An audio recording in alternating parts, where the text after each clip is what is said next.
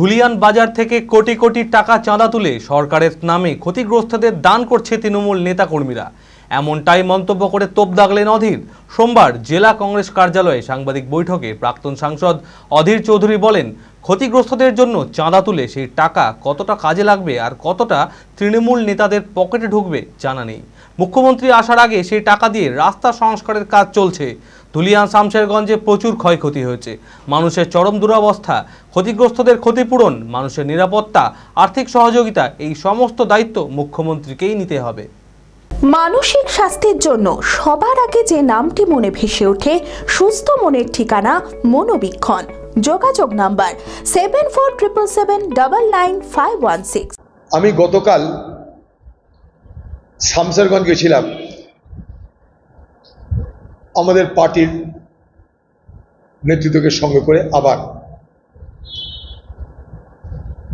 এর আগে যখন গেছিলাম শামশেরগঞ্জের সব এলাকা ঘুরতে পারিনি, তাই যে এলাকাগুলোতে যাওয়া হয়নি সেইখানে গতকাল গেছিলাম। যাবার কথা আগেই ছিল, পুলিশের অনুমতি পেতে দেরি হলো। আমাদের সেখানে যাওয়ার উদ্দেশ্য ছিল সম্প্রীতির মিছিল করা। মুখ্যমন্ত্রীর নির্দেশে মুখ্যমন্ত্রী শামশেরগঞ্জে প্রবেশের আগে আর কোনো সম্প্রীতির মিছিল হবে বলে মনে হয় না, কিন্তু তৃণমূলের নেতারা তারা তাদের মতো করে সারা ধুলিয়ান বাজার থেকে টাকা তুলে, কোটি কোটি টাকা তুলে তারা দান ধ্যান শুরু করেছে। এই দান ধ্যান করছে তারা সরকারের নামে, কিন্তু গোটা ধুলিয়ান বাজারে এই দাঙ্গাকে সামনে রেখে, এই হিংসাকে সামনে রেখে গোটা ধুলিয়ান বাজার জুড়ে তৃণমূলের নেতাদের চাঁদা তোলা চলছে, তো চলছেই। কোটি কোটি টাকা চাঁদা তোলা হয়ে গেছে। কতটা লোক পাবে তা আমরা জানি না, কতটা তৃণমূলের নেতারা মারবে তা আমরা জানি না, কিন্তু টাকা তোলার কোনো অন্ত নেই। 5 তারিখে মুখ্যমন্ত্রী নাকি আসবেন শুনলাম। তার আগে শামশেরগঞ্জ এলাকায় মুখ্যমন্ত্রী হেলিকপ্টার থেকে নামার পর যে রাস্তায় যাবেন সেখানে খানা খন্দ সব ভরি দেওয়া হচ্ছে, ঝকঝকে তকতকে রাস্তা তৈরি হচ্ছে। বাংলার মুখ্যমন্ত্রীকে বলবো, ঝকঝকে তকতকে রাস্তা নিশ্চয়ই তৈরি হওয়া উচিত, কিন্তু শামশেরগঞ্জের পরিস্থিতিকে স্বাভাবিক করতে এখনো বহু বহু বহু পদক্ষেপ নিতে হবে বলে আমি মনে করছি। আমি গেছিলাম কালকে যে কটা গ্রামে,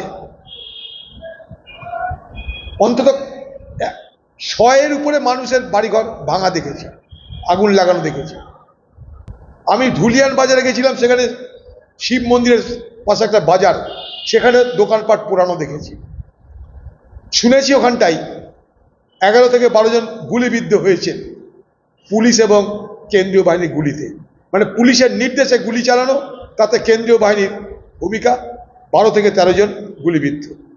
তাদের কাছে উপযুক্ত ক্ষতিপূরণ শুধু নয়, তারা যেন আবার পুনরায় তাদের ব্যবসা বাণিজ্য রুটি রুজির ব্যবস্থা করতে পারে, আপনার সে বিষয়ে দাবি থাকবে। Hello bike lovers, something exciting is coming very soon at Baharampur. Premium motorcycle range 200cc থেকে 440cc হার্লে ডেভিডসন পর্যন্ত, সাথে world class Vita electric scooter with removal battery, যার নাম গিনেস বুক অফ ওয়ার্ল্ড রেকর্ডে রয়েছে।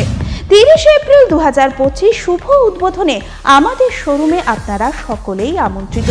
বিশদে জানতে কল করুন 8348688612 এই নম্বরে। ঠিকানা কদবেলতলা, পঞ্চাননতলা, বহরমপুর, মুর্শিদাবাদ।